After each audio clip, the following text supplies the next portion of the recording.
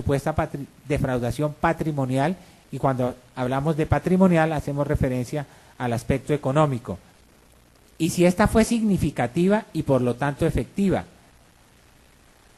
porque no se trata de antijuridicidad puramente formal, tiene que ser material, tiene que ser efectiva. Y en el caso que nos ocupa, tenemos que del número relativamente menor de CDs, resulta que el número de casas productoras es mínimo y el número de piezas correspondientes a cada autor sería igualmente ínfima, por lo que se concluye que nunca se lesionaron o pusieron en peligro en forma efectiva, repito, efectiva, los derechos patrimoniales del autor. En consecuencia de lo antes señalado, se concluye, su señoría, que la Fiscalía no acreditó ni la correcta y completa adecuación, tipicidad de la conducta, ni la antijuridicidad de la misma.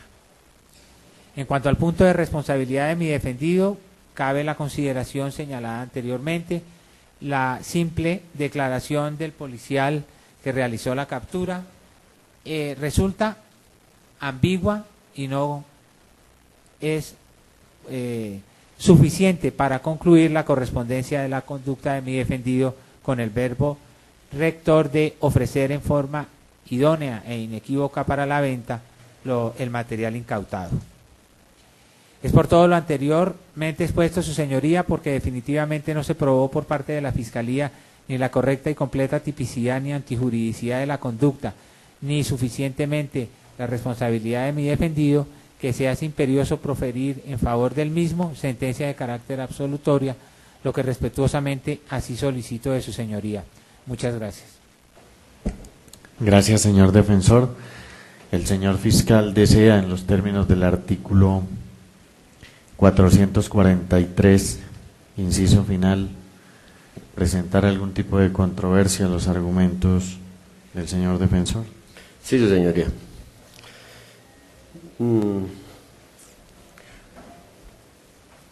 Debe manifestar la Fiscalía en primer lugar que sería un acto de lealtad del señor defensor para con esta audiencia aportar el escrito de alegatos que tuvo a bien leer integralmente en esta audiencia, lo cual permitiría a la Fiscalía y al estrado, obviamente, una mejor ilustración de sus argumentaciones, dado que este es un procedimiento oral. Extraña que la defensa se hubiese ocupado exclusivamente de la lectura de un texto, de manera que sería útil su aporte, ya que se tomó el trabajo de elaborarlo previamente. En cuanto a los contenidos de los argumentos de la defensa, encuentra la Fiscalía lo siguiente. Pretende el señor defensor argumentar que no se probó la tipicidad del delito de defraudación a los derechos patrimoniales del autor. En primer lugar, porque no se demostró, dice él, el carácter de copias o de originales. Pues ello no corresponde a la verdad. El señor perito justamente efectuó aquí su trabajo destinado a establecer que se trataba de copias no auténticas, no originales, de manera que es evidente que la prueba pericial tuvo este objeto y extraña que el señor defensor no hubiera estado atento a las conclusiones y al desarrollo de la prueba pericial. En cuanto al segundo aspecto que alude de la tipicidad, esto es el que no se demostró su carácter ilícito, pues para ello se aportaron las certificaciones de Aptit y de Blue Buster. Con ellas justamente se pretende demostrar por la Fiscalía que el mencionado señor acusado, José Facter Quintana González, no estaba autorizado para efectuar ninguna de las actividades de explotación de los derechos patrimoniales de autor, explotación económica de los mencionados derechos de autor, y que estas certificaciones están expedidas por Abdit y Blue Buster. No es caprichoso, y este es un tema del conocimiento, o del desconocimiento de la defensa, que sean estas las asociaciones las que expidan las mencionadas certificaciones. Como lo sugieren, no la puede expedir la tienda del barrio, ni Betatonio, ni ninguna otra. Es que no lo pueden hacer porque no son ellos los representantes legales de los productores fonográficos ni videográficos. Solo a quien se le ha dado tal representación mediante convalidación legal podrá certificar si sí o no una persona está autorizada para ello. Y en este caso, los productores fonográficos del país se asociaron en Abdit para descargar en esta asociación su representación en Colombia de los derechos patrimoniales, de los diferentes derechos derivados de la autoría y de la explotación económica de la producción, es decir, los derechos principales y los derivados en materia de derechos de autor. Y similarmente ocurre con Blue Buster, que es la entidad que representa en Colombia, y ello no es caprichoso, es porque así lo han querido las diferentes productoras cinematográficas universales, que su representante en Colombia sea Blue Buster, y a ella se acude. No podríamos acudir en consecuencia a ningún establecimiento comercial donde de buena fe o legalmente se venda una película, porque allí solo se vende, este sería solo un establecimiento autorizado para la venta, como un almacén cualquiera. No puede uno ir a un almacén de discos a reclamar una autorización de esta naturaleza, a Codiscos o a cosa por el estilo, porque no es allí donde corresponde, señor defensor, es a la entidad que ha recibido el aval y la autorización de los productores para que lo represente en Colombia.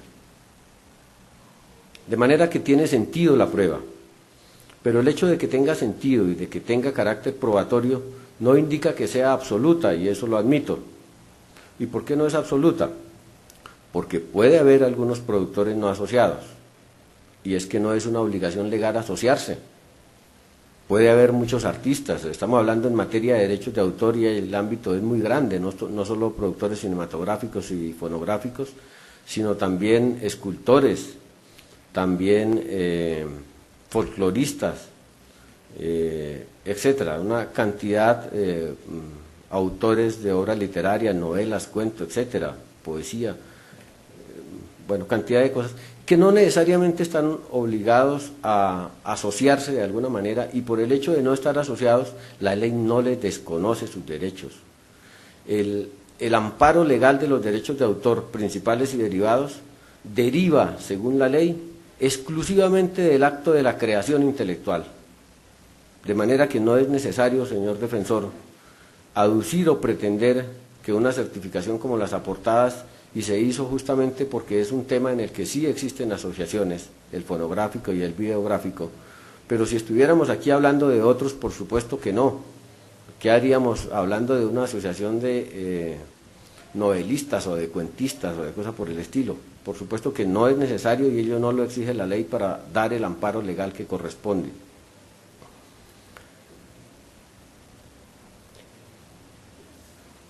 ¿Cree el señor defensor que la expresión no corresponden a estándares de calidad a que aludió el señor perito como parte de su conclusión no permite afirmar la tipicidad de la conducta? Todo lo contrario, cuando hablamos de estándares de calidad estamos hablando no de un tema caprichoso ni de una expresión vaga y sin contenido. Estamos hablando de unos presupuestos acordados por la industria fonográfica nacional e internacional, aprobados por tratados internacionales, que especifican de manera detallada las particularidades de la producción fonográfica y videográfica. No es entonces caprichoso que se use esta expresión estándares de calidad. Es todo un, excúseme si vale la expresión, trayéndola de la medicina, un vademecum de características de producción y de calidades de producción que garantizan que internacionalmente la producción no tenga sino una excelencia en su producción. De manera que